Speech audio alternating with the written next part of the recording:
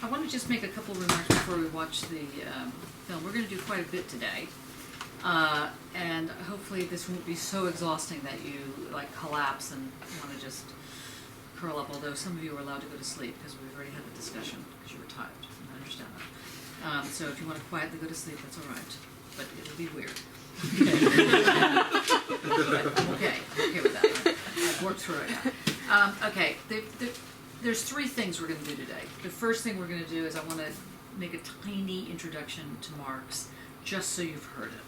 Just so you've heard it and you can go back and look at it and see what it's about. The second thing I want to do today is to discuss the role of fascism, what is fascism, and give you a bit of an intro to Adorno. And the third thing we'll do, and not necessarily in this order because we're going to look at the Triumph of the Will, is looking at the Triumph of the Will.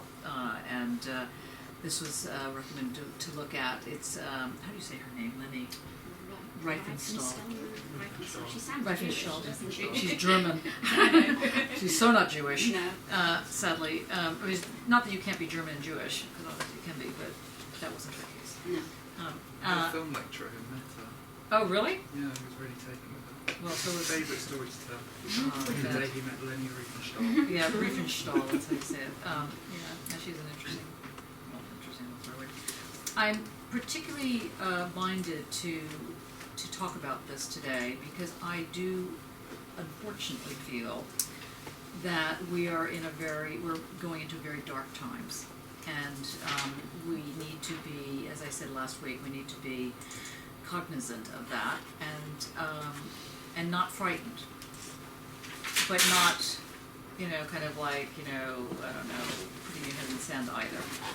I'm not saying that everybody has to rush out to the streets and and sign petitions or whatever, like unless there's an ethics form. But I do feel that it's very important to be alert to what's going on. And as someone who's rather long in the tooth, and you know where that expression comes from. It comes from horses. Since we were at horses, the older horses, the longer their teeth grow.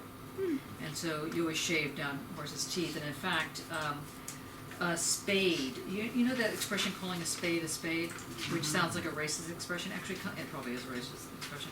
But it comes from putting a really harsh bit in a horse that's old to make it jump around. And so if you're horse trading, you'd see a horse and look lively and full of life and all the rest of this kind of thing, that you'd assume it was a young horse, but calling a spade meant that you realized it had a spade bit in it, which was making it jump and making it, torturing it basically. Okay, and also the expression, don't look a gift horse in the mouth. You heard that expression? Well, what that's about is, okay, one person has. Laura has not heard this expression, but that's right. It means that if you get a present, don't ask, well, where'd you get it from, or what's it about, or why are you giving it to me, or any of that. Don't look a gift horse in the mouth. Came from the fact that if you were given a horse as a present and you looked in its mouth, because that's how you can tell how old the horse is, you'd know how old the horse was, and you know that the present was crap if the teeth were very long. But of course, then you could also notice if the teeth had been shaved. Because if you keep a horse properly, you need to shave their teeth, unless they're out in the wild and they eat bark and whatnot, they do their own teeth. But, isn't that fascinating? Okay, you need to know that information. Now, I think we're living in dark times. I don't think that means that we have to be pessimistic. I'm finding myself referring to Gramsci, who was somebody I wrote my first book on 142 years ago, and I just got an email from an old student of mine that I taught in 1989 to 92. It was really scary. I don't even think half of you were alive at that point, but anyway. And he's now an associate professor, and he's been using this book, and he is telling me how much, that the lectures still come back. And I was thinking to myself, oh my God, it's like we still are at the beginning. Gramsci had this expression, which was optimism of, pessimism of the intellect, optimism of the will. And I believe in that. I think that we have to be sort of judicious with what we hear, not necessarily be jumping for joy that someone like Donald Trump is in power, or that he's suggested that Lafarge be the ambassador. Just make this stuff up. But it is a serious problem. He's in Trump's case, he has appointed white supremacist in strategic positions. He has appointed avowed anti-Semitist people. He has brought in people who are not only opposed to abortion but want to put women in prison who have had abortions.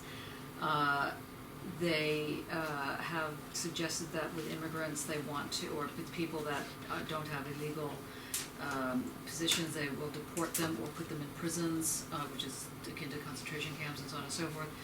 I had someone staying at my house on the weekend who, in fact, was not in favor of Trump, which was good, but thought Clinton was worse, or certainly as bad. I was like, no.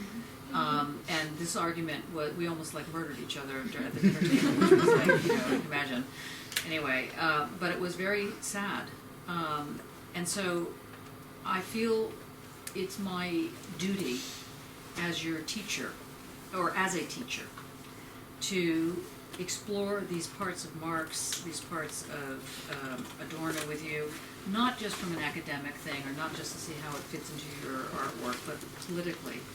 I think it's very important that you get a sense of how power operates so that you have tools. It's as simple as that. So, anyway, now as I'm trying to, don't mind me. I had a tutorial today where I was eating my dinner while I was wearing this tutorial, and I ate a hot pepper.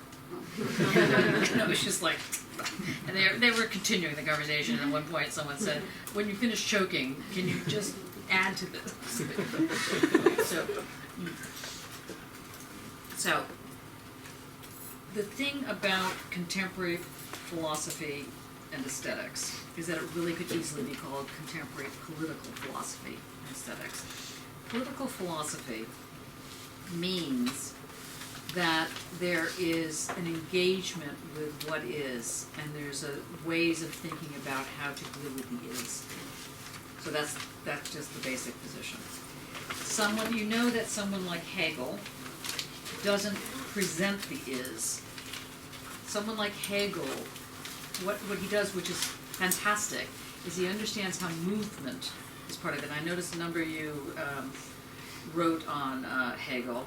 By the way, I'll have written comments sent to you this week, so you'll have them hopefully by the end of the week. I just picked up all your papers, and I hope I have. Did everybody who sent their paper in also send a hard copy, or did people who sent an email copy not send one? Did everybody send both? I didn't do both. You didn't do both. Which one did you do? Didn't. Okay, right. That's why I wanted to make sure, because I didn't have yours. I didn't have a couple others. No, that's fine. I have it. Don't worry. But anyway, I'm not going to rehearse the whole of Hegel at the moment because we've got a lot to go through tonight. But let me just put it very clearly, or as clearly as possible. Dialectics, the great thing about dialectics, Hegelian or otherwise, is to explain how a system has in its logic an ability to predict the next. So we know, for example, with the sun coming up and the sun going down, that more than likely, it's not even a prediction, we know that the sun is going to come up. And if it doesn't come up, something's very, very wrong. So you can make a prediction. You can say, 1, 2, 3, the next one isn't really predicting that it's 5. It is 5. Or 1, 2, 3, 4. It is 4. That saved your way. Okay, so there are different types of systems. Now, a linear system, 1, 2, 3, and the next number being 4, is not a dialectical system. A dialectical system, as you know, makes you think in 2 moments at the same time. All that there is plus all that there's not, stuck together, creates a synthesis which comes back and around and forms the ground. So, and that ground gives the whole thing meaning. We're clear on this? You don't have to be clear on this, Rachel, because you haven't been sitting in this. But everybody else, is everybody else okay with this? I will explain this to you later if you want to know. Okay, so the whole thing is there's nothing outside of that whole thing. It's what's forming the meaning. Fascism is important in this context because fascism, the weird aspect of fascism is that, or let me start again, the argument that Marx puts forward is that capitalism massifies. It does many things, but one of the things it does is it creates mass cars, mass knowledge, mass consumerism. It what's called massifies. It's able to create just tons and tons and tons of stuff. Now, Marx further argues that capitalism will eventually reach every part of the world. It doesn't matter. You could be a tiny village, with no electricity. At some point, the whole world will be swept into the totalizing pull of capitalism, of capital. And there's long arguments about this, and we're not going to go into them at the moment. Just bear with me. This pull means, for Marx, because he's using a Marxist he's using a dialectic. Marx, by the way, never, ever referred to himself as a Marxist. In fact, he was asked at the Goethe program, "Are you a Marxist?" And he was like totally disgusted and walked off stage. So sadly, or maybe not sadly, he's not a Marxist, and that is kind of interesting because then you can kind of take a look, particularly for those of you that lived in communist environments and found them wanting, which I can understand. The Marx that we're talking about right now is talking about how this system called capitalism massifies. And he makes the argument that the system called capitalism that massifies does so because somehow it's able to convert labor power into value, and value back into labor power, and extract money basically from it. Now, that's a different form of circulation. Now, I'm telling you this part because in fascism, once again I skipped a step. So capitalism massifies. The only other thing that massifies,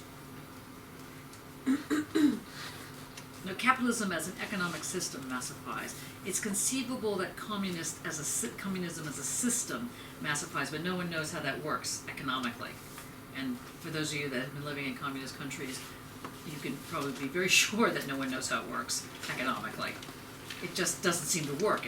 Capitalism, with all of its failures, believe it or not, Marx heralded in capitalism, thought it was a great idea, because it took people away from feudalism and from trading via women or kin, and you had money as the barter.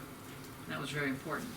You could trade with money. You didn't trade with your daughter usually, or family. And it was a leveling. It created capitalism in that sense. Began to create a democratic move. And capitalism also massifies. It creates mass. Now, one of the mass things it creates is, let's say, a middle class. One of the mass things it creates is cars.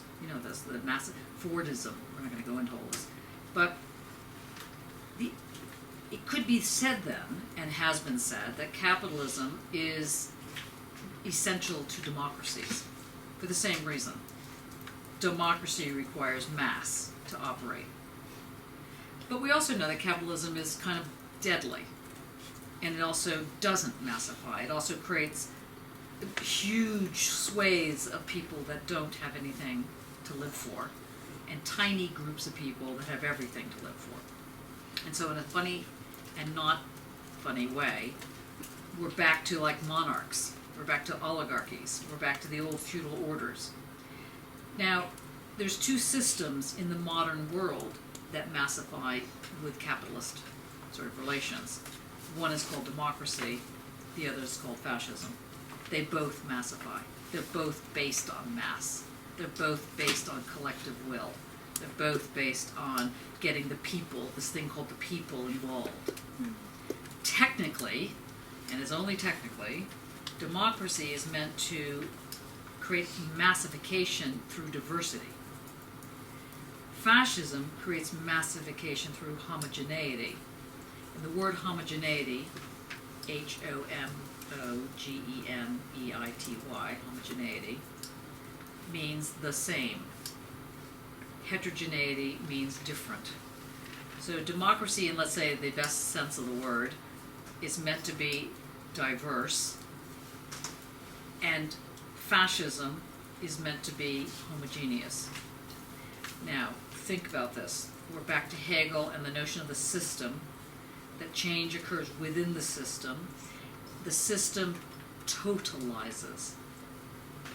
By totalizing, it means that it creates a universal environment. It creates that sort of globe sense.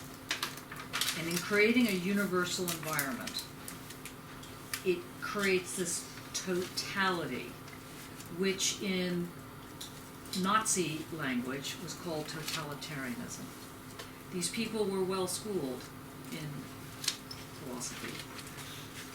So don't be surprised, don't think it's by accident that they call themselves totalitarian. They weren't meaning that they just thought everything should be full and whole. They are thinking about the system and how does change happen within the system. And the system is a total system, totalitarianism. And this form of the totalizing system had no openings. And in order to ensure massification that would create homogeneity, which is the basis of this form of totalization, required seeing all that there is within the system and all that there isn't outside the system.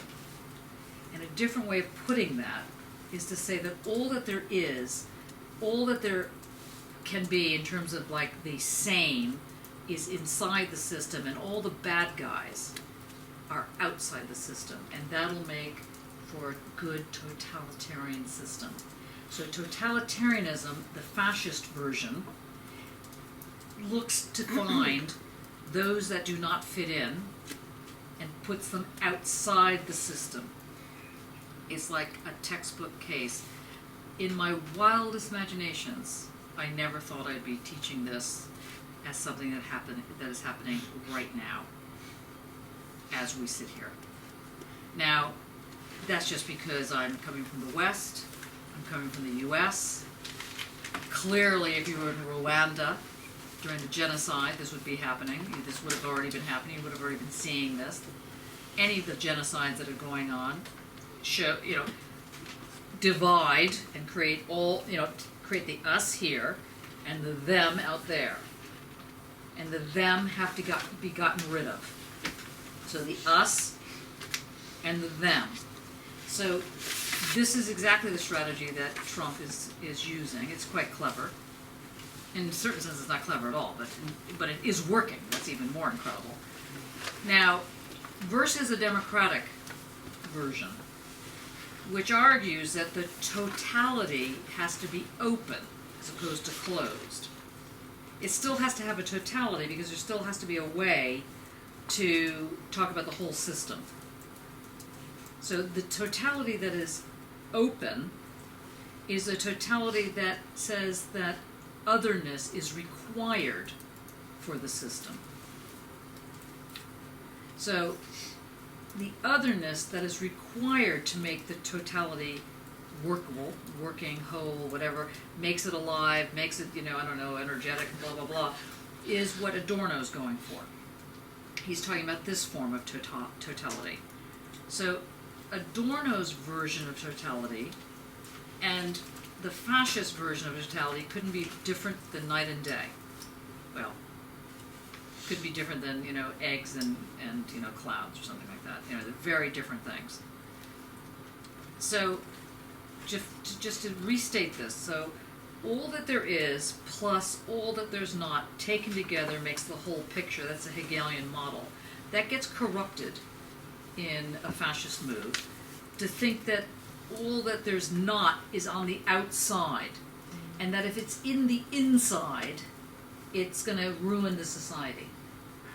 Hence, people look for scapegoats, the Jews, the vulnerable, the gays, whatever it is that, quote, don't fit in.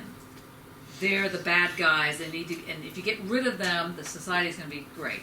Of course, you can never get rid of them. I don't mean you can never get rid of the Jews, or you can never get rid of the gays, we're a hard bunch to get rid of, but instead, it's because life is open. And if you get rid of art, for example, or you get rid of that which keeps the system open, you kill it. It's as simple as that. This is where Freud was coming from. This is where Benjamin is coming from. This notion that the society, in Freud's case, he was saying that if you're not neurotic, then you're not human. Neurosis keeps you open. It's very important. It's okay you're neurotic. In fact, if you weren't neurotic, this would be a problem. Embrace your neurosis, love it. It's what's giving you kind of interesting edge. Obviously, if you become psychotic, it's a little bit of a problem, but because the psychosis closes down your ability to be neurotic.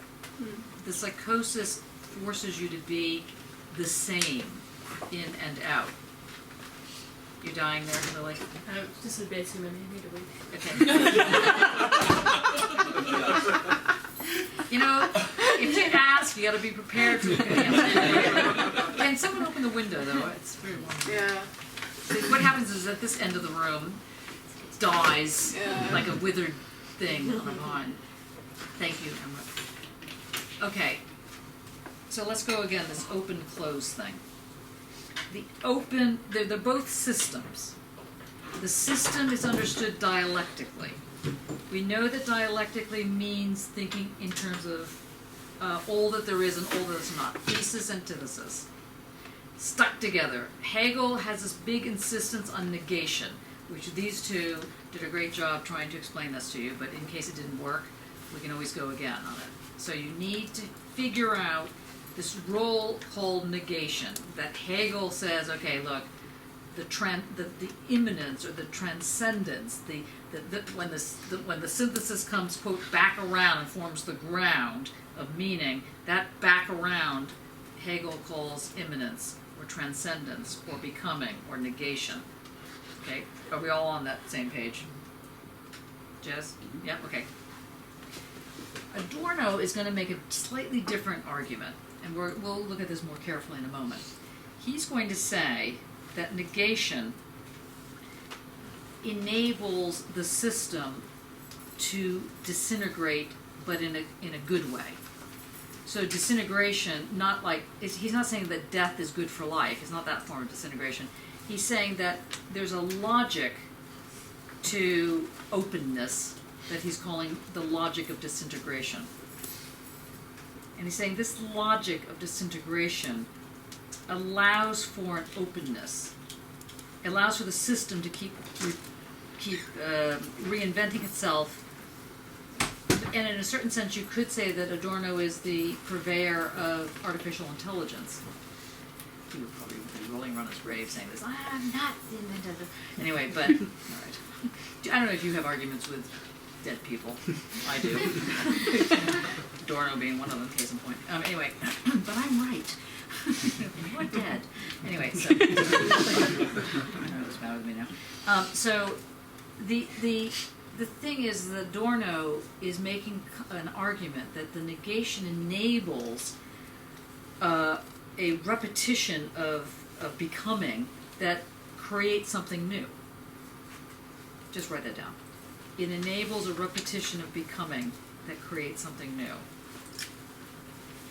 That negation enables a repetition of a becoming that makes something new. So, this thing called negation, this thing called transcendence or becoming, which is that thing that comes around and forms the ground, is not internal to the system, but it's not external to the system either. It's like a surface. In fact, it is the surface of the system. So Adorno does a double move, and then we'll go back looking at this more carefully. He basically says, on the one hand, if you say that the other does not fit in to your totalized system, you are supporting a fascist move. Because other can never be a person or a group of people. It's not, other is not the Jew, is not the immigrant, is not the person with the 15, shopping list, 15 list of oppressions. I mean, it's not, otherness is not this, according to Adorno. Otherness is this thing called negation that exists as the surface, like this is the surface of this table, and if we took a knife and we sliced off the surface of this table and threw that somewhere else, that thing would disappear as a surface and a new surface would come right back up. So the surface expresses the structure, according to Adorno. It's not part of the structure. If you slice it off and throw it somewhere else, the surface that the old thing called the surface dissolves. It's not a person. It's not an entity. It's not a sociological description. And so Adorno argues that toward the end of the book, toward the end of Negative Dialectics, two things. The first thing he argues is that capitalism doesn't just produce racism, it requires it. And it's a very interesting argument. And it tends to go toward fascism. Because capitalism massifies, and massification tends to create homogeneity, and homogeneity and insecurity and instability. Because while it's creating the mass, it's also emptying those that are the mass of power. So it does this sort of interesting double bind. It takes away the power through the labor, it massifies and creates homogeneity, and then, just for a good measure, it makes people frightened of each other. And therefore it creates this thing called the other, and the other is a racially understood term, whether it's Jew or Irish or whatever it happens to be. It's understood racially, by which I mean that there's something genetic, there's something in the essence of the person that doesn't fit in. And so Adorno says that capitalism basically does that. That's what it does. It massifies. But capitalism can also massify and create democracy. It just has a tougher time doing it. And it has a tougher time doing it because while it is creating, let's say, a whole bunch of choices, it's doing this by ripping people off. So it's a bit of a problem. And the more it rips people off, especially if it does it in such a profound way that happened in the last 8 years, and it's hardly surprising that fascism is on the agenda, with the austerity on the one hand and the supporting of the banks on the other hand, people seem to keep forgetting about this little detail, that when you have the profound austerity in Section A, by which is meant really people dying, really people living without. I listened to a newscast this morning from BBC 4 on Syria, and I just thought, I just need to stop teaching and just go to Syria and help these people. It's just disgusting what's going on. I mean, they are literally dying, and the guy who they were interviewing was saying that they feel that he's a doctor there, and he said he just feels like he's this online show for people. You just, because people are just watching this happen and they die. They have no hope now, none. Now, how'd that happen? So that's all connected, the drone warfare, all the rest of it all comes in to create this kind of sense of otherness, desolation, depression, this kind of continual pounding. You are nothing, you are nothing, you are nothing. And then you still have to survive, but you've given up all your ideals, and so you feel like you're an idiot, or you feel like you're nothing. And so then you just beat yourself up. And it's so much easier if you can beat yourself up and not have someone else beat you up. It's much easier to get into your heads and for you to think, oh yes, I am a horrible person. Oh right, that is true. I am worthless. And then you forget about the Enlightenment. You forget about the fact that you need to know. And you forget about these things because you're exhausted. And you need to continue to provide food for your family or to go out and work or, whatever, who knows what it is. So all this comes together to keep sort of reshoring up a fascist view, which speaks first and foremost to a disempowered group of people. Now that's even easy to say because, like I said, I had somebody over for dinner who is well-heeled, well-educated, is a professor in digital humanities in Canada, and was saying things that were so amazingly problematic that one just wondered, how do you ever find out the truth about something? Let's say Clinton really, was the actual serious horrible person, and Trump is just a figment of one's, fantasy. How does an intelligent person come to this? And I think part of the answer, and this is what we're going to look at today, is, well, how does it happen? How is it that media sometimes works but doesn't always work? I find that interesting.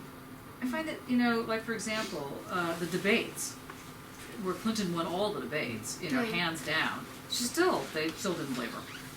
It was like plastic with a memory, She's like, okay, well, she did well there, but that's because she's so good at what she does, lying.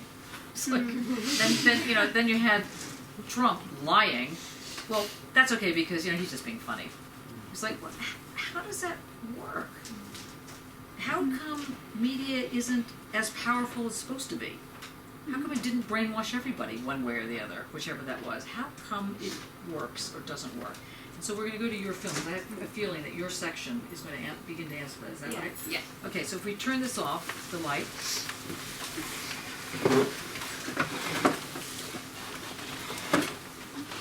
So this is, can you just give a bit of an introduction of what you're going to show people? Okay, this is Triumph of the Will, which was made, as you can see, in 1935. So it's very much a propaganda film for Hitler. And I just want you to see this small section because it's incredibly clever cinematography, whatever you feel about the subject, the way that she's filmed it. So this is Nuremberg, right? Yeah, he's just... Do we have sound? Yeah, should have. Oops.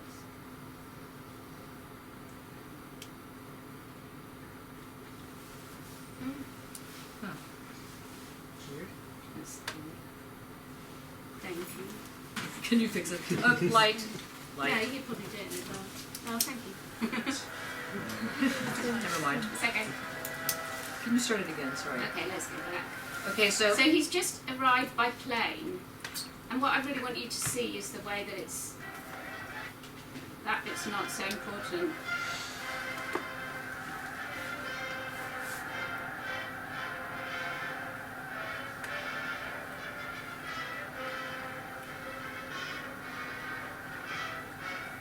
Apart from music, I really wanted to look at the way she's filmed it. So she's filmed him from underneath so that he seems really big. He's like a giant. And he keeps doing this thing where he's holding up his hand to his ear, which is very kind of modern, saying, I can't hear you, shout louder. Which Trump used to use a lot when he was doing his debates and when he went out to see people. It's just very clever cinematography because here he looks huge and he's actually tiny, so.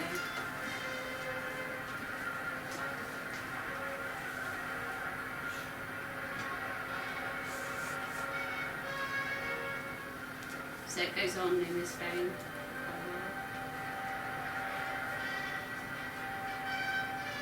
But there's some very clever bits of media as well, really at the start, when he lands. They focus on children quite a lot in the crowd. I don't know if I can find that.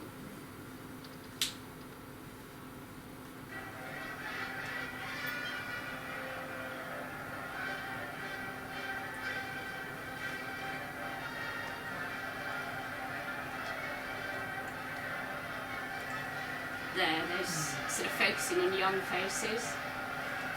And they do that all the way through as well. can you show the scene where he's actually in Nuremberg speaking Yeah. to the, because this is also important. Okay. Yeah, it's quick.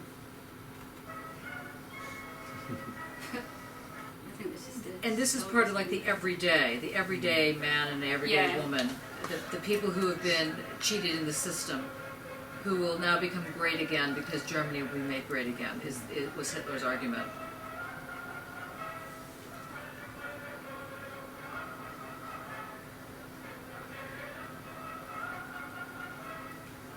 It's also very much going for the greater good as well, I think.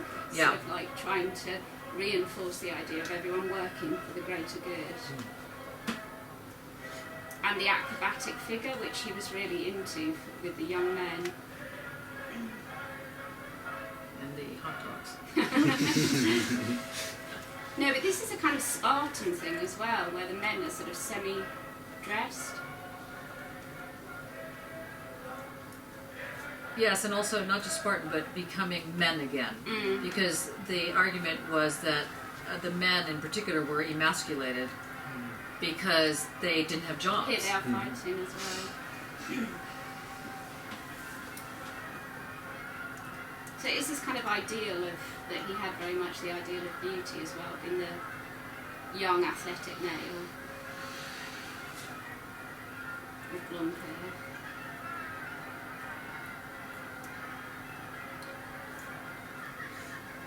There, that's more. She uses children a lot in her cinematography.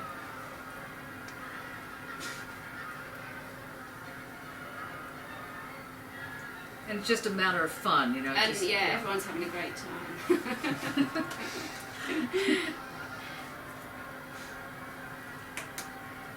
And to be honest, they are having a great time. But it is really Romanesque, the whole thing. I think. Yeah. It's very much centred on sort of Roman fascism.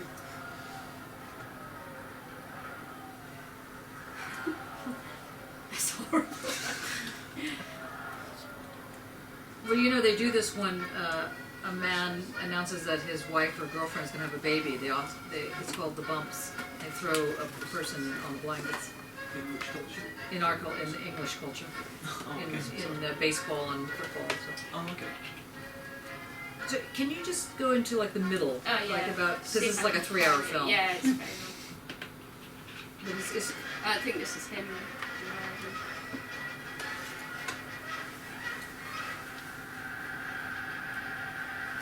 She also had masses of cameras. This is a huge amount of work. She had about 8 cameras positioned in different points in the crowd. which again no one was doing at that time. No one was working like her. She was incredibly good what she did, unfortunately.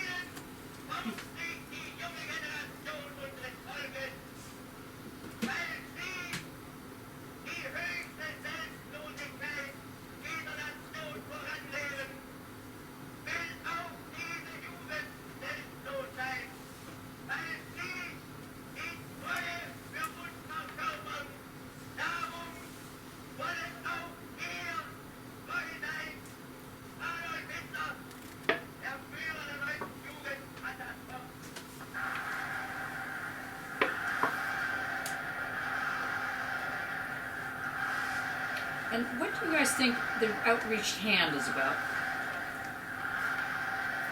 I mean, that salute. It was quite clever that became the salute.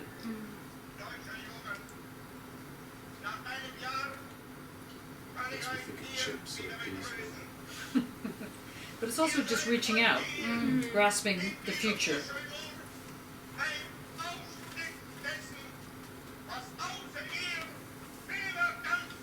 See, she constantly focuses on the ideal place that they live for.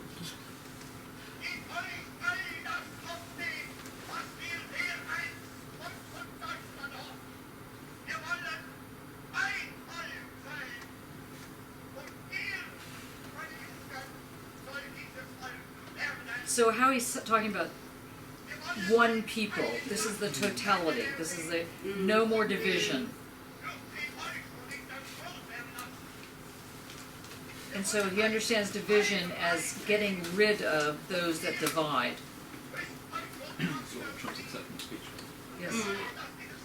And she's still filming him from low down as well, as you'll see. He's always filmed at that angle.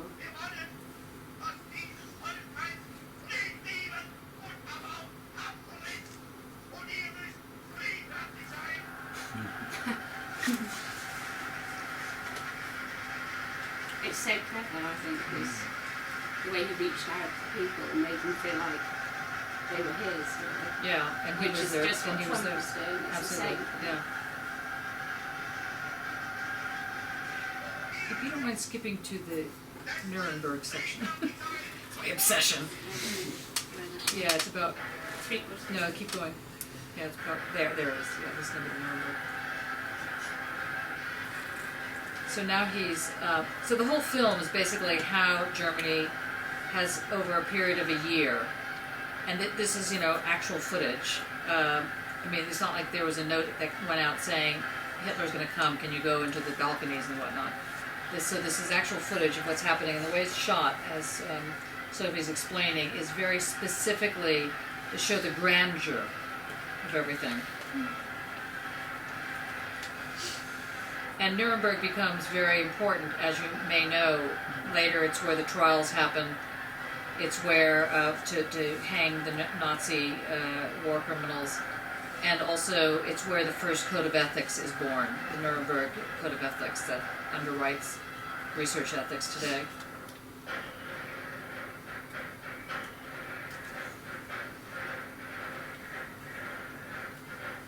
You're gonna have to skip a little bit more because there's a whole. This is the mass march. Yeah, so there's just marching, and then we go into Still marching. Lots of marching, Lots of marching.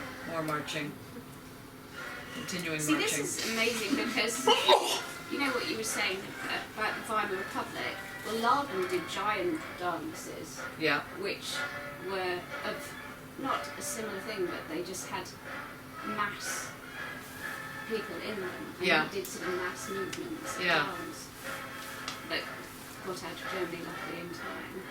so the mass that Laban was doing was just diversification version of Yeah, mass. exactly, a very different. This is one. So, okay, here we go. Was für Millionen Deutsche, die außerhalb unserer Reihen stehen, vielleicht nur als imposantes Schauspiel politische Machtentfaltung gewertet wird, war für die Hunderttausende der Kämpfer unendlich mehr. Das große persönliche und geistige Treffen der alten Streiter und Kampfgenossen. Und vielleicht hat mancher These are all the famous SS crowd. Goebbels, Himmler. sich wehmütigen Herzens zurückbesonnen in jene Tage, da es noch schwer war, Nationalsozialist zu sein. It was difficult to be, I don't know what, UKIP. Yeah.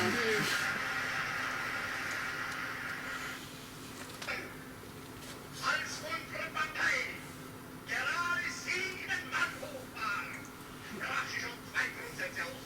Erstens, sie wollte eine wahrhaftige Weltanschauungspartei sein. Und zweitens, sie wollte daher kompromisslos die einzige Macht und alleinige Macht in Deutschland. This is why the EU, with all of its idiotic, bureaucratic bullshit, is so upset about the British position, because it was formed precisely against that position to be like a nation unto itself. It was literally formed to fight Hitler, and why the government parties did not emphasize that is tragic, but also is political. Because, I can't think that they didn't know. Und weil dieser beste Rasenär der deutschen Nation in einer stolzen Selbsteinschätzung mutig und kühn die Führung des Reiches und Volkes forderte, hat das Volk sich in immer größerer Zahl See, she's still filming him from underneath, and he's the only one that gets filmed in this way. Yeah.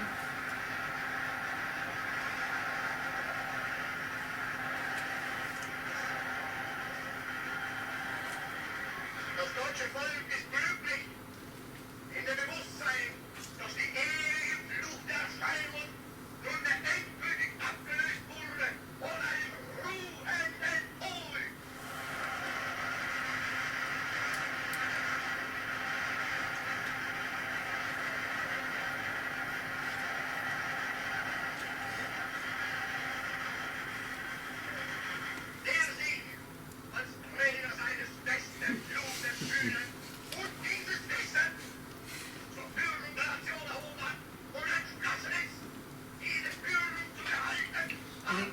this is, we're coming to the part that I want you to see.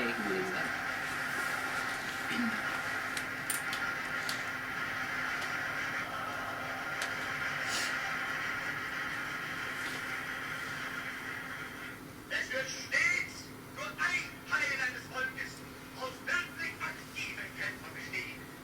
Und ihnen wird mehr gefordert als von den Millionen der übrigen Volksgenossen. So, okay, this is now the call to arms. Genügt nicht die bloße Ablegung des Bekenntnisses, ich glaube, sondern der Schwur, ich kämpfe.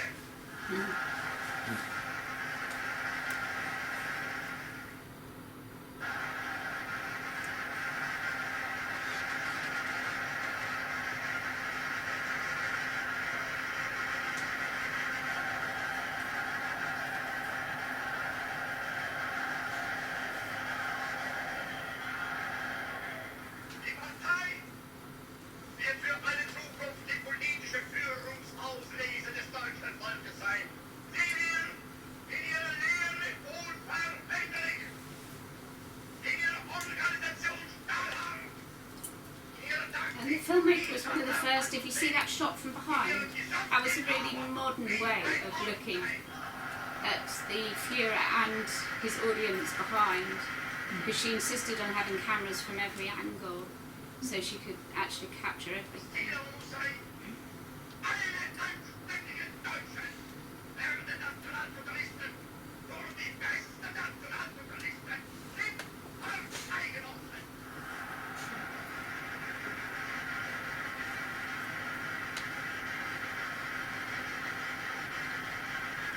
This is massification. Yeah, definitely. Essence, isn't it? You almost hear the chants of lock her up. Yeah, absolutely. In fact, that's what they're saying, lock Yeah, her up. yeah, exactly. Alle unsere Gegner dafür gesorgt, dass wir Verbot und Verfolgung stellen und Zeit zu Zeit die Bewegung wieder ausgekämpft wurde von dem leichten Zeug, das sie beeindruckend begann. Heute mit Musterung Here we go. Yeah, this is the part. schlechter Minister und Yes, reject which is bad, which is obviously not oneself. und deshalb innerlich nicht zu uns gehören.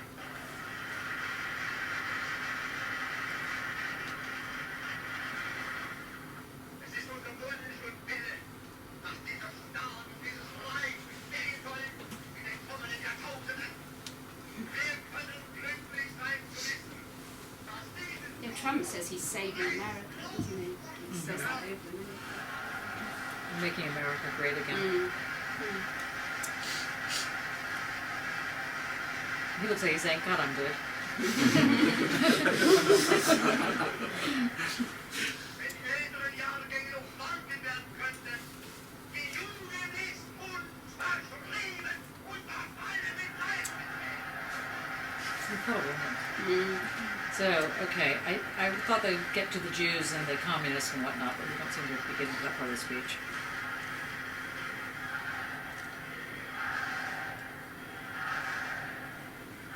And just like Trump, I mean, he's a showman. Nun dann, wenn wir in der Partei und unter allen Zutun die höchste Verkörperung des nationalsozialistischen Gedankens und Wesens verwirklichen, wird sie eine ewige und unzerstörbare Säule des deutschen Volkes und Reiches sein. Dann wir einst leben die herrliche, ruhmreiche Armee, den alten Stolz ablehnen unseres Volkes, wie die Finder, traditionsbefestigte politische Führung der Partei vertreten, und dann lernen diese beiden Einrichtungen gemeinsam den deutschen Menschen erziehen und festigen und auf ihren Schultern tragen, den deutschen Staat, das deutsche Reich. Why he didn't have laryngitis is just. I don't know.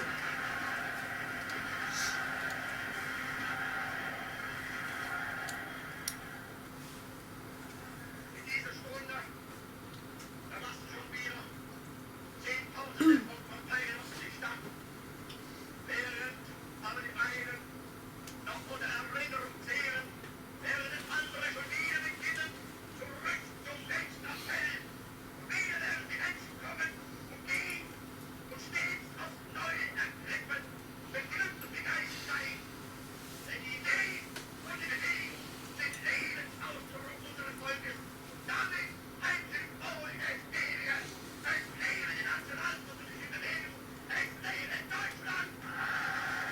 they didn't translate that, actually. They missed out the Aryan part. Oh, really? Yeah, they were saying we live as Aryans. Oh, right. Probably. Okay, so that's depressing enough, I think. That's it anyway. Thank you for. Yeah. Just turn this around. Okay, so now what we can do is either turn on some lights like that one. Did you mention that? You know, those lights must turn on.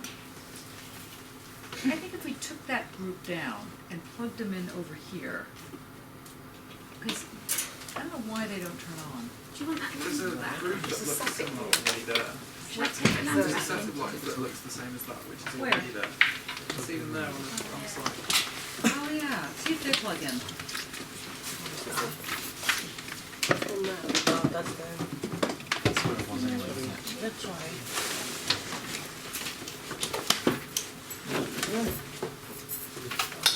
Oh wow, how did you do that? I just plugged it in.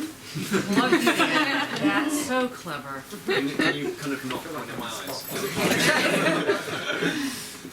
Sorry about that, I thought it was fun.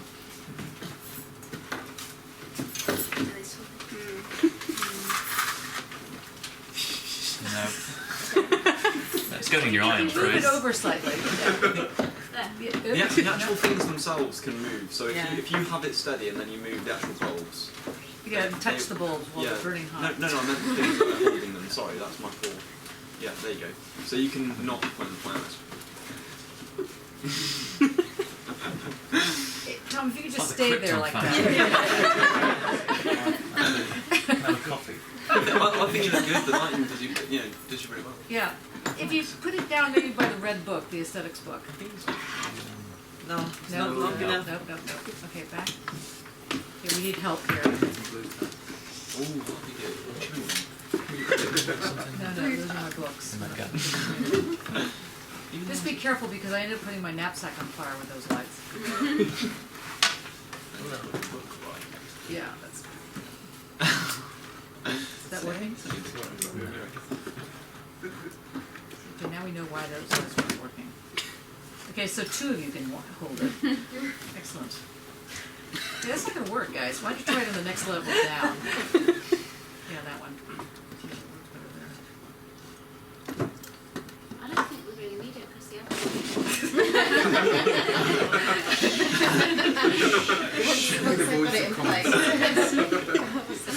No, this isn't going to work. no. Okay, that's clearly not working.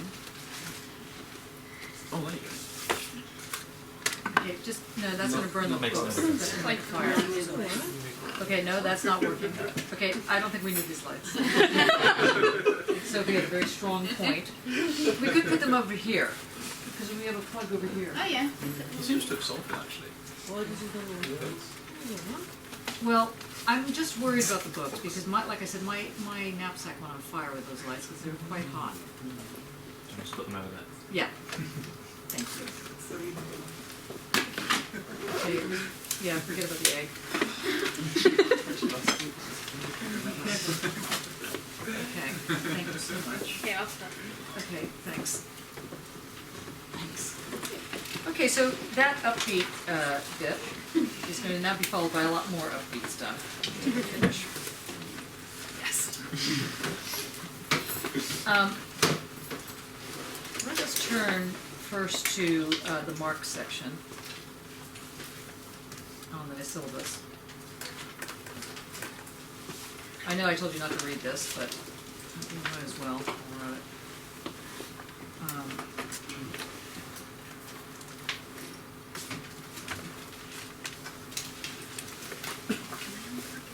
Is yours okay?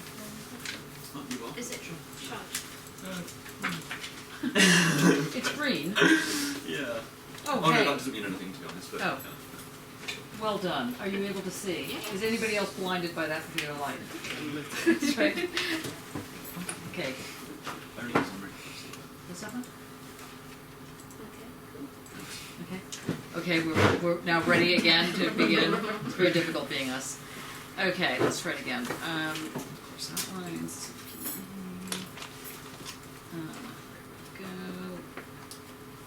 Okay. Oh, by the way, I did take a look at your work, and I did think that, I mean, didn't mark them, but you guys, on the whole, did very, very smart. Did a good job. Okay, so the thesis on Feuerbach. Today is the 22nd. We're going to do Adorno's Negative Dialectics. But, like I said, I want to just bring in, particularly after seeing this film, the various aspects. Does anybody have in front of them the theses on Feuerbach? Mm-hmm. Hi, Jess. Hi. Could you read, first of all, could you read number 1, which I didn't put down, then number 3, and then 11? Mm-hmm. The chief defect of all hitherto existing materialism, that of Feuerbach included, is that the thing, reality, sensuousness, is conceived only in the form of the object or of contemplation, but not as sensuous human activity, practice, not subjectively. What do you think that means? Say it again so people can really hear it. The chief defect of all hitherto existing materialism, that of Feuerbach included, is that the thing, reality, sensuousness, is conceived only in the form of the object or of contemplation, but not as sensuous human activity, practice, not subjectively. Anybody want to take a running? Is it about being an observer rather than... What does it mean to think of something in its material form? Someone says, I want to think in some, like we're all artists here. We're dealing, you're thinking about the tactility of something, about how it speaks to you. If you're only thinking of the material as an object, and not that it has a sensuous aspect to it, not that it has a kind of energy to it, you're going to miss it. It's going to be sitting right in front of you. You're not going to see it. So he's basically saying Feuerbach wrote work on materialism, and not unlike the speculative realists of today, he is saying that if you focus on this thing called the material object, then you're going to miss the fact that there's sensuousness involved. And what does he mean by sensuousness? He means that a human has touched it. That there's been, or that there's been some kind of living relationship that can't be quantified. It can't be quantified, can't be measured in that kind of really, rational sense. He says that that's the sensuous activity, and if you forget the sensuous, you forget how to be revolutionary, which is the next part of the thing. You want to go on about that? Hence, in contradistinction to materialism, the active side was developed abstractly by idealism, which of course does not know real sensuous activity as such. So the idealist side is Hegel and the Hegelian, and what's idealist about it is that it's the idea. An idealist, so that you know formally what that sentence means. It doesn't mean like la la la. It doesn't mean like that. It doesn't mean utopian in that sense. It means that you take the concept and it becomes how you understand everything. You take the idea, you're an idealist, you take the idea and it becomes the way into understanding anything, which is fine on some level, but if you do it to the extent that it's only the idea that's speaking to you, then you won't be able to understand real life. If you think that you can get real life out of books, I mean this in the best sense as a scholar, and not understanding how the rawness of it, if you don't bring the rawness of the physical activity, then you quote only deal with the idea of it, then you've also killed the object. So you can kill the object in two ways. One is by over-objectifying it, seeing it only as its material, or under-objectifying it, seeing it as an object of a concept. An object of a concept. Just write that down, John. Object of concept. You got that face. That's right. That's one thinking thing. I know. I've seen that thinking face before. Okay. just understand that one problem with materialism is to understand it only in terms of its brushstrokes or its, you know, I don't know what. Like, you know, if I were to understand what is a human being, and I said, well, a human being is 99% water, and, you know, some blood in there, and a couple of electrical things, I would be no closer to understanding what a human is than understanding what a robot is, for example. Okay, right? So that's not enough. But on the other side, to understand it only in terms of its concept is not enough. You have to understand it with both. And the concept and the material aren't like two different things. They are intertwined. And that intertwinedness is called the sensuous activity. The senses, the logic of the senses, plus the activity, that creates materiality. And that materiality is what is key to revolution. Go on, yes. Feuerbach wants sensuous objects really distinct from the thought objects, but he does not conceive human activity itself as objective activity.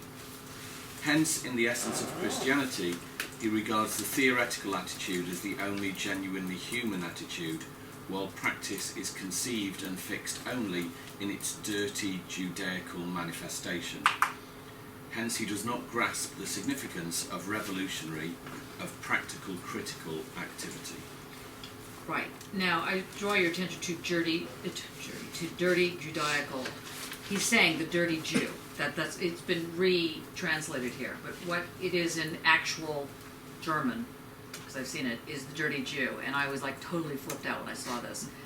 What's the expression? What do you think he's getting at by saying dirty Jew? What's being brought up by this sort of obscene way of putting it? What do you think, Jonathan? I would have gone from dirty Judaical to like that thing in Judaism about what's not in terms of food and stuff. But the dirty Jew. No, if you call somebody a dirty Jew, what does that mean? What are you calling them? What's actually being said? Being racist, aren't you? Well, yes, you're being racist. Of course, you're being racist, but it's a specific kind of racism. Like if you call someone a fag and you're doing it in a nasty way, what are you implying by that comment? That's so human. Well, they're less than alpha male. Okay, in fact, they might be female, which is less than human. We all know, but you know, but yeah, right. Same thing with cunt. Same thing with pussy. And you know, if you're called something in a nasty way, it conjures up something. It's real capital. I mean, it's real circulation of capital, right? So if you call someone a dirty Jew, what does that mean? You're calling them an animal. Okay, obviously, and luckily that's gone out of circulation, so people don't seem to know in this classroom what it means. But normally, what it means to the outside world, not in here, is it means that somebody who is greedy, who totally understands money, who does everything, who's actually probably running the world because of money, and the money is very intellectually organized. So the Jews are always very smart. It's always the argument, you know, the sort of philo-Semitic approach to being Jewish is that, you know, we love the Jews because they're so smart, they're smarter than anybody else, you know, whatever, that argument. So the dirty Jew is somebody who's like sitting there with money, counting the money, you know, thinking about, so you need to understand this in order to understand what he's saying here. It's So, like Shylock, isn't it? it's Shylock, yeah. Or like the Shakespearean, the Venice, what is it called, the Merchant of Venice. Yeah, it's the Shylock character. Okay, that's the dirty Jew. And luckily it's been routed out of this room. What's the significance of dirty in that sense? What is the significance of dirty? But they're cheating you, isn't it? Yeah, is that what it is? Who was the dirtiest of the Jews when it came to money? Frankly, Oh, for Judas. heaven's sake. Judas. God, it's so exhausting. Sorry. Yeah, Judas. Judas was the worst one. Why? What did Judas do? Nothing. He took silver to betray He Jesus. betrayed Jesus for 30 pieces of silver, which is like, you know, I mean, maybe that was £1 million at that point. Who knows, you know? But even that's the dirty Jew. The dirty Jew is to think, It's like sell, putting earthly and heavenly in opposition to each other. doing what? Putting earthly and heavenly. No, it's like putting your greed above. So like in a base, like it's sort of not dirty as in you went in a field and got mud on you, but dirty as in like Very kind of a moralist. base, Yeah, earthly, yeah, non-heavenly, yeah. It's non-pure. not. It's not. That's not human. It's not ethical. Yeah. Because if you were ethical, or if you were moral, you never would have sold out Jesus. And that's sold out. That's what that means. To sell out somebody is to literally do the dirty Jew thing. Don't use that expression. But what's happening here is that he's saying that what happens is that if you don't understand that practice is not this kind of like trying to calculate everything and decide, oh, I'm going to sell out Jesus for something else. That the calculations and the sensuousness are precisely what is important for life. You have to be able to calculate on some level. I mean, not to the nth degree. Otherwise, you become, an idealist. You start calculating to an idea. Is that clear? I was asking, is that clear? It's probably not clear. Anybody want to explain what I just said? Yeah. Dorota, you want to give it a go? No. No. Okay, we're going to move on slowly, because obviously I didn't want to take any time on these are far back.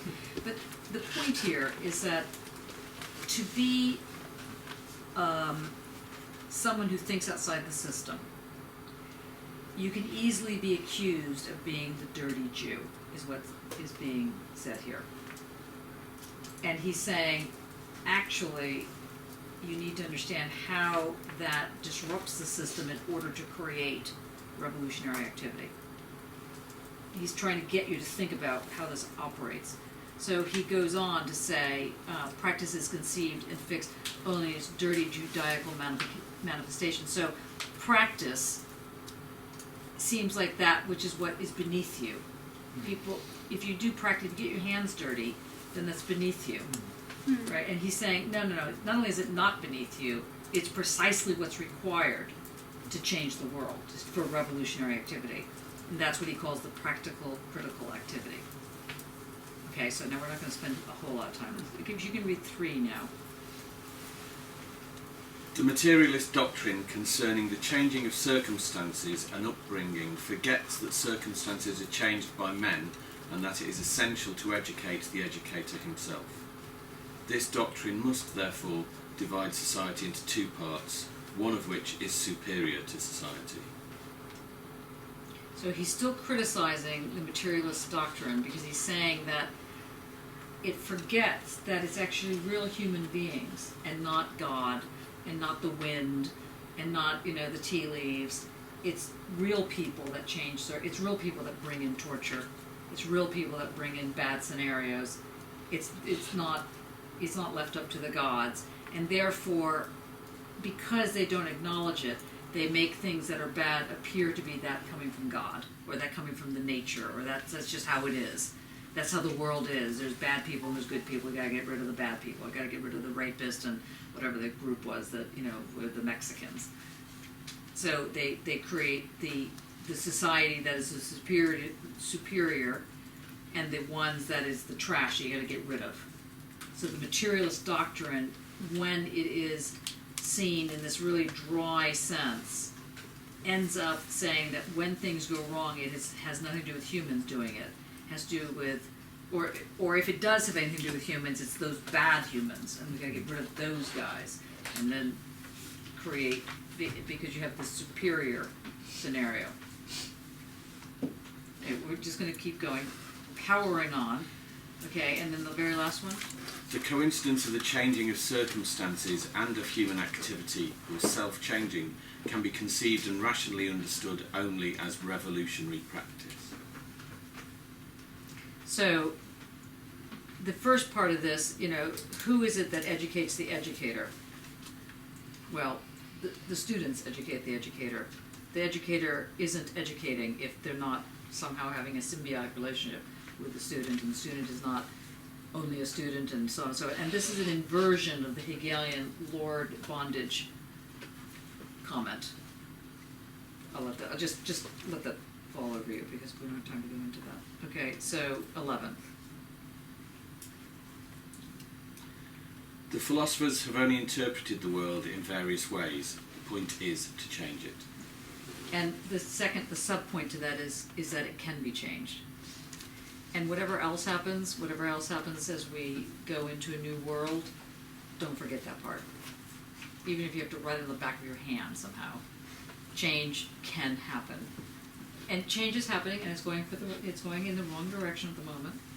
But do not let that deter you from doing your artwork, from being whoever it is you're going to be, or whoever it is you are now, or whatever the thing is. Because change only happens because we bring it on. And if we don't bring it on, it's not going to happen.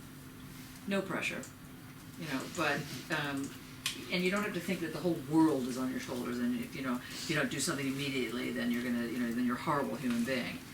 Every little bit counts.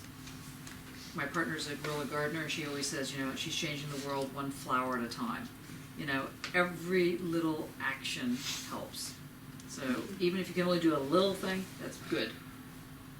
Even a little thing is good. Okay, so any questions about this? I'm just throwing this in as a background for you to get a sense of. The only other thing that I asked you to take a look at was the 18th Brumaire and the poverty of philosophy. Really, the poverty of philosophy basically says, it's basically a much longer version of the theses on Feuerbach. And it's basically saying, we got a problem with idealism. Because even though it creates a sense of totality, it does so in an abstract way. And the change within a system. Because it makes one not realize that the change is created by humans. It's not just this evolutionary genetic change. That's not the only type of change. That's not even the most important type. So that's what he gets at there, and that philosophers tend to be people that are into metaphysics, and the metaphysicians tend to go to Hegel, which is what he's saying. Finally, rushing through this, because it's 5 to 8, we haven't gotten to the actual thing, is the question of the 18th Brumaire. Do you know what a Brumaire is? Does anybody know what a Brumaire is? There's 18 of them. This is the 18th version of it. Take a guess? What do you think it might be? Leader, king. No, but it's a nice guess. No, there's again. It's not human, so that's part of it. A rule. Instruction. No. The second month in the French Republic. Yes. How did you know that? Sorry. So, can you tell the rest of us what it is? The second month in the French Republican calendar is named after the French word brume, or fog, which occurs frequently in France at the time of the year.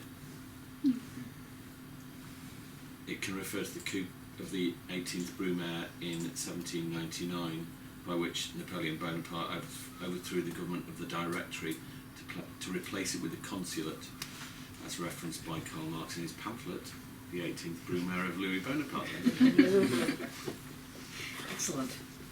Okay, so the 18th Brumaire is a month, and it is referring to a time period when in France the aristocrats were not able to hold on to power, and the Republicans were not able to hold on to power, and as a result, an entity came up the middle, as it were. It kind of falls into that thing, nature abhors a vacuum.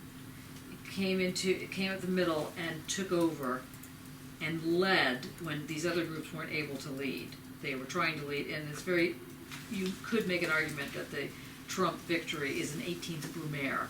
You have the Republican Party incapable of leading. You have the Democratic Party not able to, for whatever reasons, master the problem.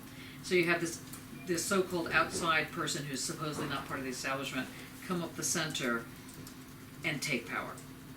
And that's a very typical scenario. It's not like this is what's going on right now is not unusual, but you need to understand how it is. What were you going to say, Millie? No, I was just agreeing. You just agree. Okay, Oh, very good. Okay, so those are things you want to put in your back pocket.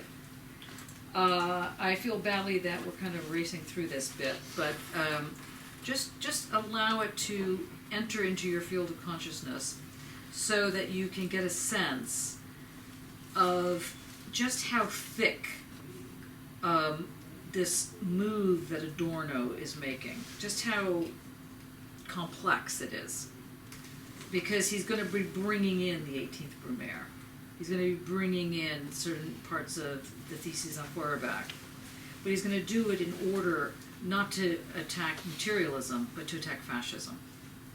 And Adorno, as you know, is part, or maybe you don't know, maybe I didn't say this yet. Adorno, Theodor Adorno, was part of a group of scholars that were called the Frankfurt School, cleverly named after the fact that they lived in Frankfurt. So sad. We could be called the Birmingham, school, for example, because why? We live in Birmingham. Okay, so, but because, and now the Frankfurt School was saying something very specific. The Frankfurt School was made up of a group of Jewish intellectuals, mainly men, all of whom were white, and all of whom believed in this Frankfurt School that fascism happened and continued to happen for a number of reasons, one of which is because the psychology of poverty created the need for a father figure, created a need, a sexual, well, no, let me put it slightly differently. The way in which the poverty emerged created such a profound sense of loss of personhood, such a repression, that people were hungry for something that gave some form of vitality. Hence the attraction to the Führer and to the party as though one was going to a safe haven, like a family or a father. And that this was what the Frankfurt School this is what the Frankfurt School called false consciousness. Now, there's big debates about this. I mean, can people who vote fascist actually have false consciousness? I mean, maybe that's what they think, and maybe it's not false. You know what I mean? Like, so there's big debates about this. I mean, that people aren't tricked into believing this; they actually believe it. So there's a whole other thing about that. Gramsci was a big, ardent disprover of this. They didn't like that argument of the false consciousness thing. But anyway, so the Frankfurt School had put a lot of stock into Freud and the whole question of projection and what was required in the society to create a homogeneous, civilized society required a certain amount of repression. And it was called basic repression. So obviously you couldn't run around naked in the streets, or you couldn't, just because you wanted to grab somebody's genitals, that, didn't mean that that was a good idea, this kind of thing, that you had to be slightly repressed. And then there was this thing that was called surplus repression. So there was basic repression in order for one to have sort of a community of like-minded people. And then there was surplus repression, which required you to give up everything, your personhood, everything, and to make you feel very small and worthless. And that was what governments did when they couldn't rule effectively. They made people very small. And whatever happened was your fault. Whatever was bad that happened was your fault. Whatever was good that happened was the state's fault. It's like typical, like the businesses take the profit when it's up and make the people pay when it's down. It's the same argument. So the Frankfurt School had an issue with Marx. They were Marxists, but they had an issue with Marx. And their issue was that Marx and Marxists had made the argument, given the dialectic, which we've talked about on the one hand the bourgeoisie, on the other side the proletariat, you take that together, it creates capitalist mode of production, comes back around, creates the ground for the bourgeoisie and the working class. And that's all well and good, but it didn't talk about sex, drugs, or rock and roll. And that was a problem. Because sex, drugs, rock and roll mattered. And the question is, how did it matter? How did it come to be that, well, they didn't really talk about rock and roll, and of course Adorno, that's actually hilarious because he hated rock. Anyway, in fact, he thought jazz was an abomination. Couldn't believe anybody would ever even listen to it, let alone think it was great. he also made an argument, which was not uninteresting, that modernity is structured like a 16 tonal note structure. So that, to put it slightly differently, Mozart could not have invented the music he invented in the 12th century. That there was a time and place for that music. That the century itself gave the sound gave the shape to the century, and the century gave the shape to the sound. And the same thing, like Elvis could not have invented rock and roll in 1850 if there had been an Elvis. Elvis was specifically a person of his time. And same thing with any of the Beat generation, so on. It's all part of the same thing. And the Frankfurt School people wanted people to understand how this works. That it's true that art is universal, but it's not as universal as all that. It's very specific culturally, temporally, so on and so forth. So that there was nowhere in the Marxist argument except to tack on art or to somehow add it to this question of the working class or the bourgeoisie or whatever, to talk about these things, and Adorno wanted to talk about them. Because his argument was, and not just Adorno, the Frankfurt School's argument was that fascism was not accidental.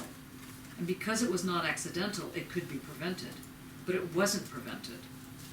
And why wasn't it prevented? How is it that whole swathes of intelligent and less intelligent people supported Hitler and Mussolini and Franco? How did that happen? And not only that, how come it happened all over the place? Why didn't it just stay in Germany? What was this thing with Franco? How did that happen? And how did it happen in Italy and so on and so on? And the same thing can be said now.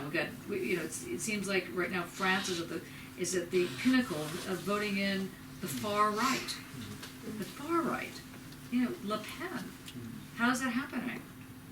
Is it the fact that, did it really happen because the Lehman Brothers fell apart in 2008 when this happened, and then the banks were bought out? Or was it because the liberals sided with the conservatives and brought in a conservative government? Or was it, what is it that enabled this incredible thing to go, and then suddenly we're in a different game, or in another game? And so the Frankfurt School is saying, it's not enough to say, well, we've got the system, the capitalist relations and production system, and that, and it just unfolds and creates this mess. That's not enough.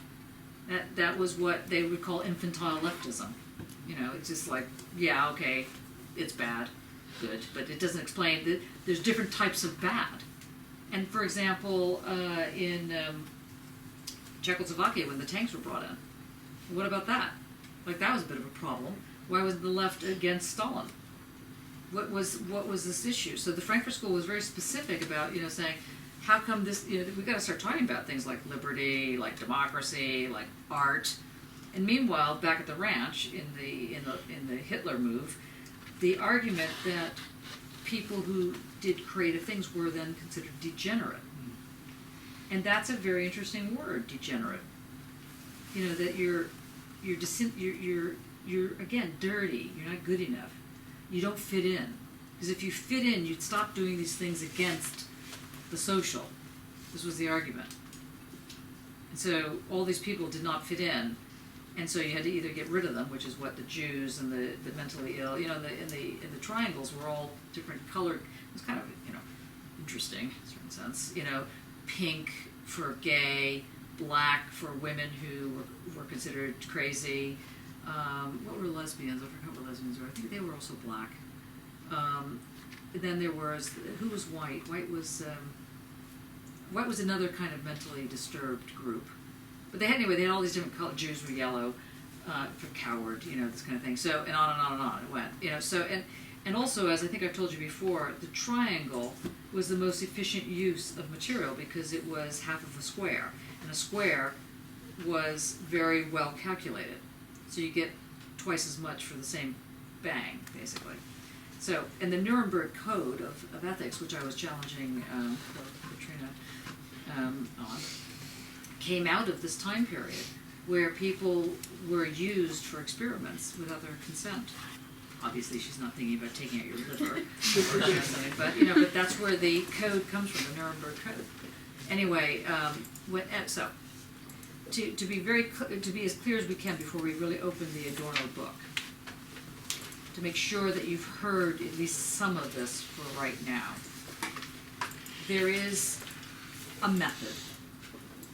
A method is understood as that which enables you to figure out which way you're going. When I say figure out, I don't mean you actually are thinking, oh yes, this makes perfect sense, but rather that you have a kind of cartography, you have a kind of map. You don't know exactly where you're going, but you know you're on it. You know you're dealing with it. Something's like whether or not you're fascinated, like with your work, the fantastic rust pieces. It's your map. I mean, you don't know exactly why you're dealing with it, but it's drawing you. And so this magnetic thing that you're sort of going, yeah, that looks interesting. That becomes part of your method. And the method, once you really get quite sophisticated about it, which you're getting, very good, it's getting very hot, you start to learn how this operates dialectically. And the dialectics is, again, all that there is and all that there's not taken together, creates a synthesis, the synthesis comes back around, creates the ground, and we go forward, which is a very different thing than telos. Do you remember telos? Remember telos? Back in the day when you were children, you first heard telos? It was like in October, now it's like, oh yeah, right. You know, telos, you have a beginning, you have the goal, and you have the way of getting there. And that's, you unfold toward that goal, and the goal then becomes the reason you're doing something. That's a very simple version of the dialectic. It's a linear version of the dialectic, this telos. And now you're like, oh yeah, right, I remember that. Now this, don't make me remember the easy stuff. Now we have this dialectical move that's going on. And Adorno and co. We're only using Adorno right now, but there's Marcuse, there's Benjamin, there's Hannah Arendt sometimes, there is Neumann, what else? David Kettler more recently. Anyway, so the Frankfurt School wants to understand where homophobia fits into this. I mean, why were the Nazis so obsessed about rounding up gay men? And so many Nazis were gay. That was the other thing. They, what's the story? And this obsession with the uniforms, they had fantastic taste. I mean, I hate to say this, but the uniforms were really quite spectacular. Seriously, and so there used to be big discussions in the gay community I was associated with because people loved wearing these uniforms because they looked good. These great boots that went up to your knee and they were like really like very very nice looking. What could you say? The same thing with different military police outfits and so on. All this kind of fascist outfits. People have a sense of what looks good. It was Gucci, wasn't it? Was it Gucci? Hugo Boss. Yeah, Hugo Boss. Hugo Boss. Yeah. And is it Krug? Is it Krug? Makes coffee. What's it called? Krug? Krups. That's it. Krups. Do you know they made the gas chambers? For the longest time, I never bought any Krups products because they were the industry that made the gas chambers. Okay. John, can I just at that point talk about Sanders because he was censored by the Nazis because it's a very bad picture. It's from. This is Bernie Sanders. No. Sanders, who is a photographer, the Nazis censored Sanders because his faces in the period did not correspond to the aesthetic of the Nazi race. Can you pass it around? Is that all right? Yeah, sure. There was a. It's from Bart. Yeah. Yeah. When I was in Portugal in Lisbon, there was a fantastic show on the Nazi view of art. I went to this art gallery, as you do when you're on vacation. Let's do something really upbeat, and it was just phenomenal. The notion of what everybody in this room would be in a gas chamber right now, because or would be somehow carted away because of the degenerate view that you would have, just the way you're sitting, what you're wearing, the fact that you have pierced ears, or you didn't pierce enough, or whatever the story is, because there's very specific aesthetics that are going on. Now, I'm raising all this with you because Adorno's point, and the Frankfurt School point, one of the many points they're making, is that as much as they wanted Marxism to answer a lot of questions, it just couldn't answer what was this problem they were having with you know, the gay men, what was the homophobia, the racism against the Jews, the racism against other nations, the Polish. What's with the Polish racism, even in this country?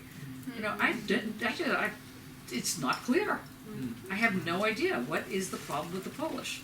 Like, seriously, I mean, not that I have any question about what is the problem with the Jews, but being Jewish and having grown up in an environment where, you know, I always had blonde hair, even not this color, but always very light blonde. So I was never really seen as being Jewish.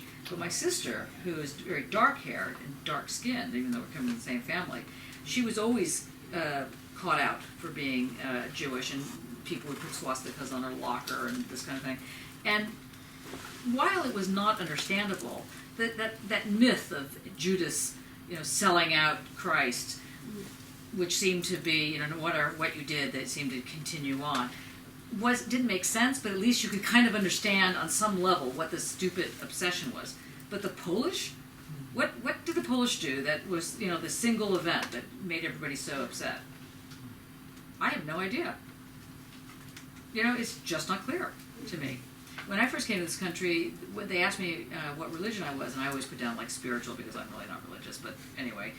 And so, but I just decided, you know, I didn't like how they were asking the question, so I said, well, I'm Jewish. They said, well, then you're not white. Like, who knew? It's like, and that was a kind of revelation for me, you know, to find that out when I came to this country, and that wasn't that long ago. So even now, the census has an option for white Irish, yes, but not any other kind of Irish. So they deny the existence of Irish people who aren't white. yeah. Where they say that or the Irish, It can't exist within the form there. but the Irish, they deny the existence of the Irish because the white person is then British, and the white Irish is the Jew in the mix. You know, and it's just, you know, anyway, the Frankfurt School was annoyed that this could not somehow be taken, because how can you actually make an analysis of what's going on if you kind of miss out the major pieces? Because then you're just saying, you're just doing the famous thing of taking as a given what you're trying to prove and then restating it. So they also wanted to argue that art mattered. That art, now when I say it mattered, I mean it has a material energy to it that actually makes things change. So don't get big-headed about this, but, you know, yes? I just wanted to share about the aesthetics. Okay. You know, we just been to Berlin. No. I went for the trip. Oh, right. Yeah. And just having, I've been to a Tresor club in Berlin. A what club? Tresor. They recreated a gas chamber. Oh, right. Great. Fun. But just like the same aesthetics. I mean, just talking about German aesthetics. And I even had a stamp on my hand. Which was a number or something. It says, I'm a killer. And I went to the toilet, I was in the cell 20.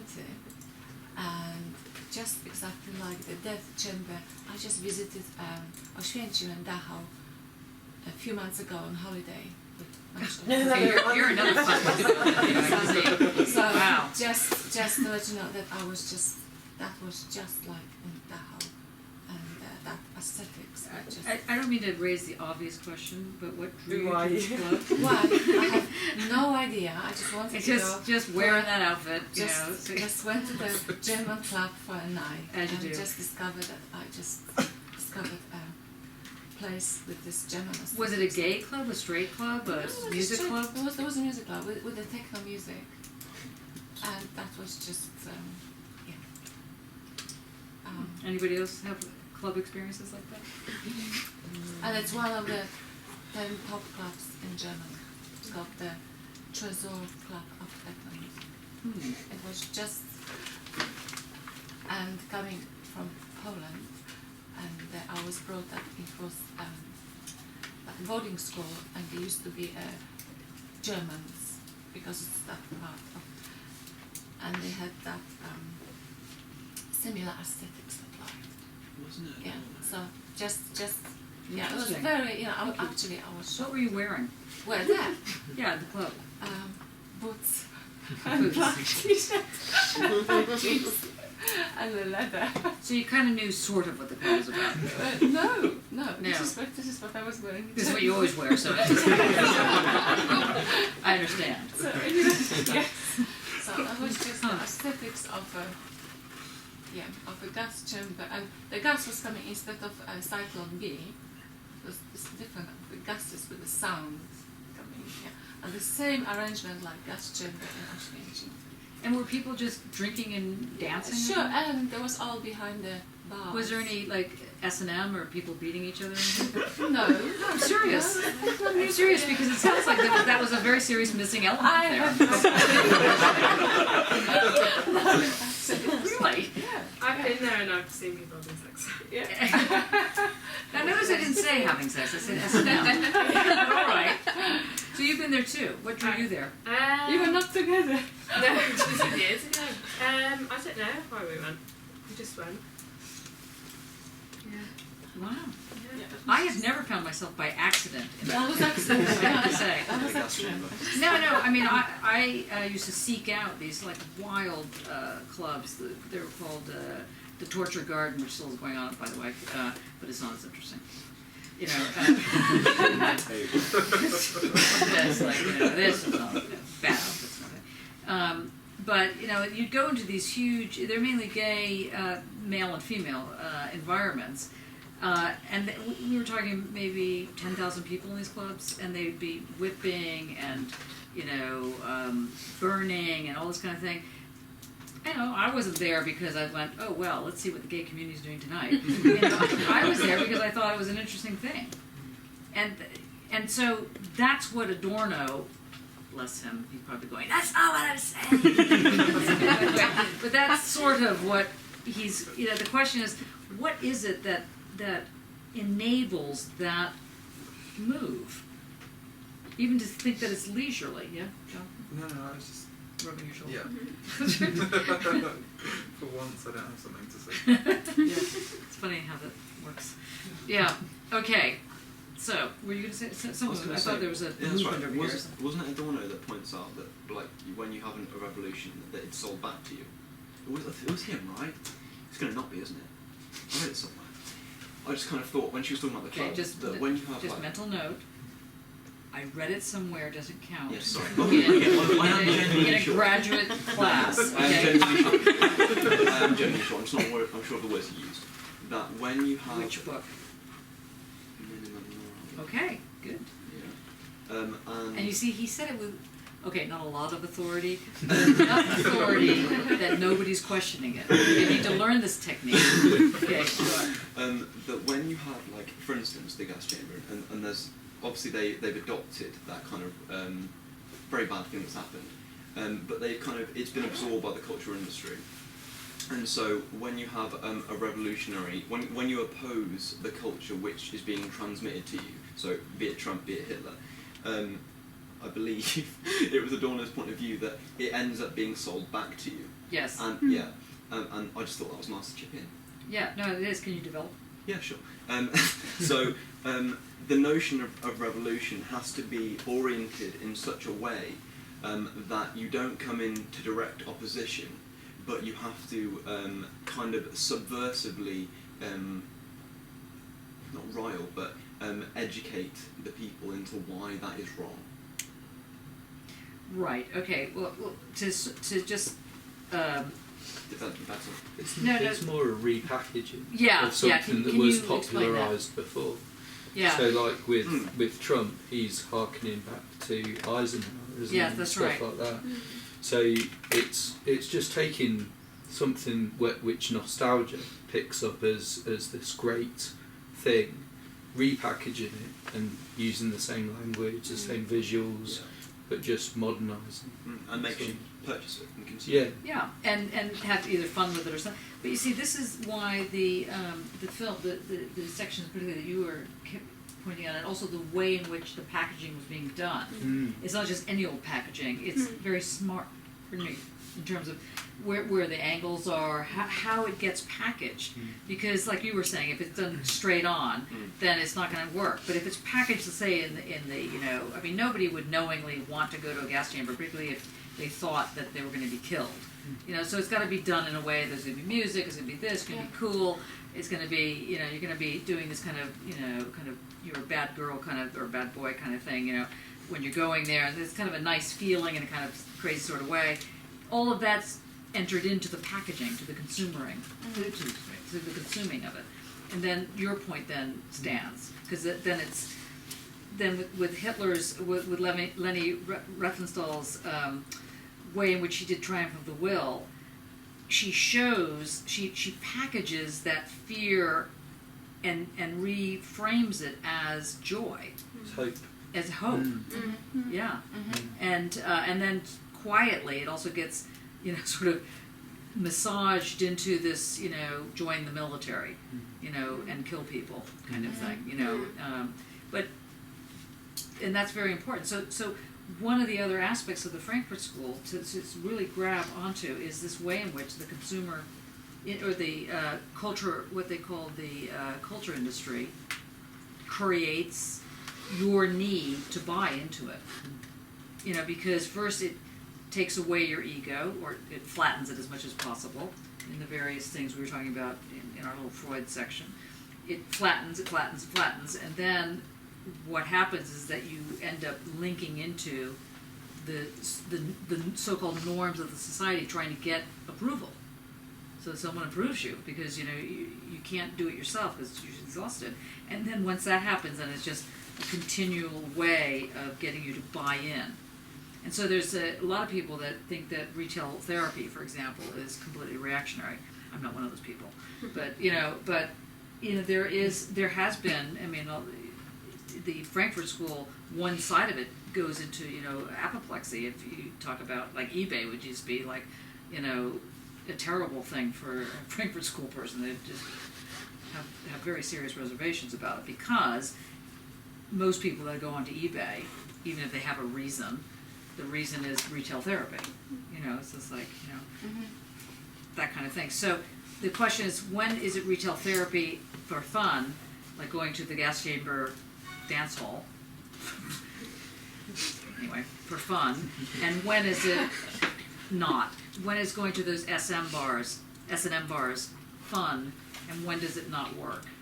I think I told you before, when I went to a club called FIS, which I was one of the people that helped start it, everybody was wearing rubber and different types of harnesses and rubber. I was just bored with it. I just could not believe that people were still doing the same rubber outfit. And so I came in pajamas and said that was my fetish. And people wouldn't let me in because I didn't match the fetish. And so when is it acceptable? When is it not acceptable? When is your not fitting in, and now you're around everybody who doesn't fit in, and we all look alike, and you're not fitting in version, you know, A? Or when do you not fit in, and you're now with people, now with a community of people who have nothing in common? So, yeah. Do you think groups that, as a group, don't fit in are harsher about that than other broader groups? So what are you really saying? Say it not as a question. Okay, so, like, with the gay community, for instance, do you think there's a tendency to be more, at times, more challenged about the way that you express, say, gay culture?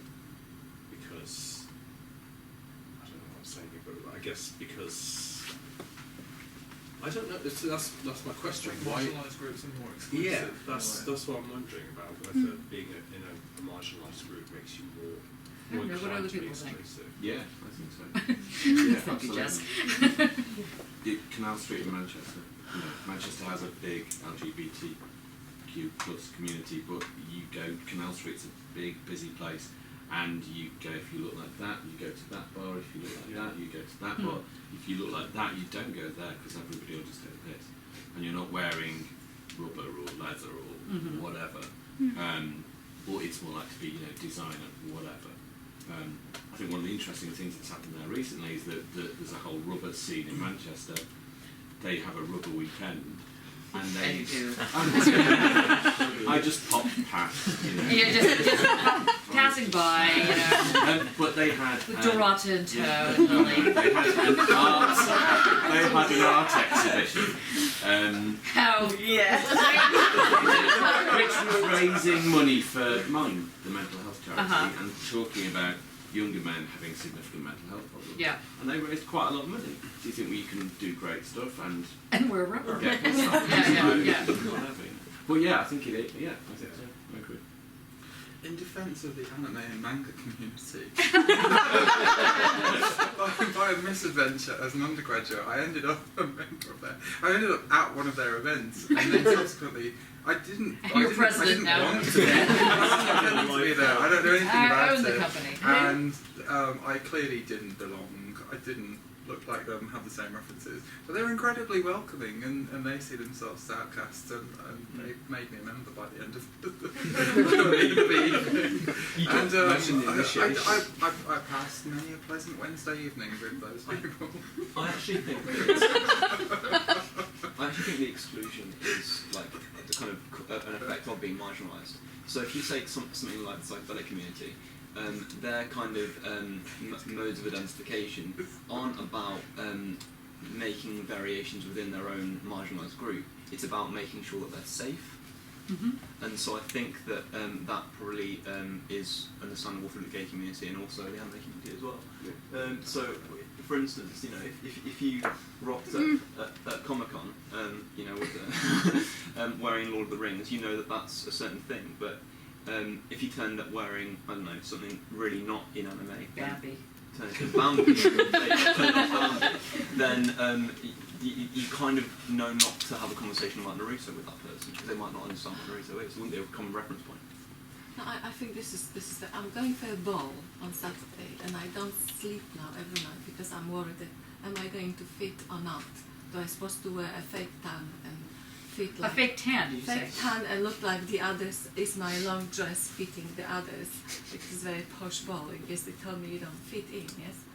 Yeah, the tickets were up. Why don't you just decide not to fit in and then wear whatever you want? Yeah, no, I can't do this. I already had a nightmare that they will say you don't fit in. So, the ticket's £320, the night 100. Okay, immediately I would then think I don't fit in, right? What's Bambi on? I am so ready, even when I plastic nails, ready for Saturday, right? In case I don't have the time to look like the others, yes? This is just, inside me, just objecting all this black tie party. I have to just... It's a hard life. It is nice. I mean, I had a friend who won an Academy Award, an Oscar, for a film that she was working on, and that was quite interesting because she does wear like long dresses and whatever, but of course she was going to be with the serious A Hollywood set. We're talking not just black tie, but diamonds and this and that, and people with different companies coming up to people that were probably going to win, saying, "Would you like to wear the 10 million pound diamond necklace around your neck so that'll be like a little advertisement in case you win?" Yes, well, what happens if I get robbed? It's like on my way up to the thing, and I was like be so worried. But it's all these kind of things about how one fits in, how one doesn't fit in. I mean, I don't want us to do these large, from small facts, large conclusions. I want you to think about what we're doing tonight. This is, while we're having fun doing this, it also is trying to get you to think about what's the difference between homogeneity and heterogeneity, between what it means to create difference in mass and difference in the similarities. Thank you. Yeah, because this side of the room has been very quiet. Why is that? What have you been thinking, Tom? Nothing. I don't like conflict. You don't like conflict. That's right. That's right. Uh-oh. Dun, dun, dun, dun. Pretty much. Yeah. I have agreed with some points, I suppose. But those that I don't agree with, I haven't figured a way of structuring a decent response to. But the agreement is or the disagreement, let's say, because that's more interesting, is what? I mean, it's analytically. What's your analytic difference or disagreement? With what, for example? with whatever it is you were disagreeing with, since you haven't said Okay, that. well, yeah. The construction of fascism bothers me. I would like you to go into that a bit more at some point, if that was Oh yeah, we will. doable. definitely. Yeah, 'cause Of I course. don't think I'd quite grasp that as much as I would like to. Okay. What have you grasped with it? That's a good question. No, I need to go away. After every lecture, You I like go to away. go away and Does anybody want to give a thumbnail approach to fascism before we call it a day for today? Just let me know. Do we want to read a bit on it? No, we're not going to have time. Not yet. We're going to have to do Adorno next week properly. This was a bridge one. Let me just say it again, just so we're clear.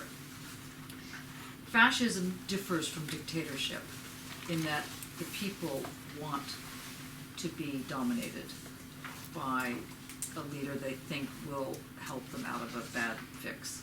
And so they vote, they collectively support this leader, and they put their support toward either a party or a leader, or both. That's both the theoretic basis of fascism and the practical way it works from 1930s onward. Now there might be a new type of fascism, I don't know, but anyway, that's the basic, that you have whole swathes of people that agree with it.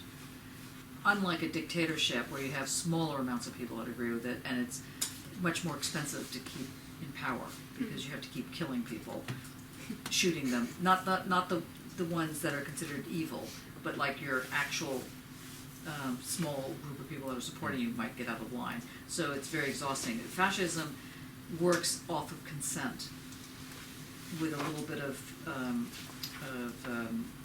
threat underneath it, or even a lot of threat. It's just that people don't think the threat's directed at them. So usually, until it's directed at them, they won't do anything. So, and even some of them that see that it's directed at them think it should be directed at them, and so they still support. I mean, I know people within my family that supported fascism, and they're Jews. And it's like, seriously, like what is wrong with you people? And that was because they were business people, and they thought that it was very important to. They didn't think they were part of this problem. They thought that they didn't quite get their head around the Jews being a concentration camp issue, because they just couldn't believe it. They just did not believe that was happening. It's like the Mexicans for Trump. Yeah, they just can't. Mexicans for Trump. Yeah. So I liked the women for Trump signs and the black for Trump signs. Oh, There was yeah. always one of each in the I know. background whenever he was Yeah, on stage yeah. speaking. One women for Trump sign and one One black women. for Trump sign. That's right. Yeah. I think they were paid. But there were actually a lot of people. See, the thing that, and this is what you have to understand about fascism. People, or this is what you have to understand about your enemies. They're at least as intelligent as you are. Always take that as a given. Don't think they're stupid. Well, they might be stupid, but don't do your strategy on the basis of you thinking they're stupid, or that they're just don't know what they're saying. These people, like what was that woman that was not his campaign manager, but should have been his campaign manager? I can't think of her name right now. I repressed it. She was very intelligent. She was very articulate in her support of Trump. It was unbelievable. I just thought it's a shame that you're on this guy's side. These people willingly are doing this. They're like, well, what's wrong with I like when a guy looks at me. It's like, really, that guy? It's like, seriously, but they were being honest, or whatever the right word is. They were open-eyed doing this, and that's what's so astonishing. It's not that they were hoodwinked. Like, I do think in the Brexit scenario, there was a much smaller group of people that voted for Brexit because they were voting for white nationalism. Most of the people voted for Brexit because they really could not bear the bureaucracy of the EU, or they, something around, or they believed that the money was going to go to the NHS, or something along those lines. I don't think that it was the same phenomena as in the U.S. I think people were genuinely shocked when the very first thing Nigel Farage said was, oops, we're not going to give money to the NHS. 8 o'clock in the morning on Yeah, Friday. I think people were genuinely shocked because I think they genuinely voted for that reason. And so, whereas in Trump, there's no way to say you genuinely voted for Trump not knowing that he said these things. And so they genuinely supported him, and that's fascism. Do you think that there's a certain element with Trump that Republican voters would have never voted for Hillary Clinton? For Hillary Clinton? Yeah. Yes. So therefore they were going to vote for whatever the Republican Yes. candidate was. Yes. And therefore Why the they told Democrats didn't give Yes. an alternative that That's right. Republicans Is that could false vote. confidence? Yeah, that's right.